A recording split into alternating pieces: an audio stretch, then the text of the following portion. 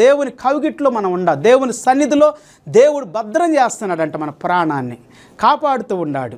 So మన ప్రాణం అంతటితో దేవుని స్తుతించాలి. మన మనసు అంతటితో, మన తలంపులతో, మన ఆలోచనలతో, మన ఉద్దేశాలతో, కోరికలతో, ఇష్టాలతో దేవుణ్ణి స్తుతించాలి. ఎందుకంటే మేలు జరుగుతుంది.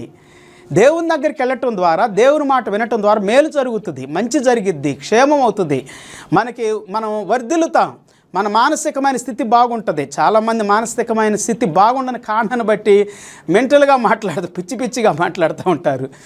దుష్టుడు అంటే దేవుడు లేడని అంటాడంట. దేవుడు ఉన్నాడు పిల్లారా, దేవుడు ఉన్నాడు, దేవుడు ఆశీర్వదిస్తాడు. యేసు ప్రభుని గురించి చాలామంది మంచి బోధ చేశాడు. యేసు ప్రభు మరి పాపుల్ని దీవించాడు, వ్యభిచారుల్ని క్షమించాడు, ఆదరించాడు, రాళ్లతో కొడుతూ ఉన్నప్పుడు కూడా వారి భార్య నుండి కాపాడాడు. ఒక వ్యభిచారైన స్త్రీ పట్టబడినప్పుడు ఇలాగా గుడ్డి వాళ్ళకి కళ్ళు ఇచ్చాడు, కుంటి వాళ్ళకి కాళ్ళు ఇచ్చాడు, మరి భయంకరమైన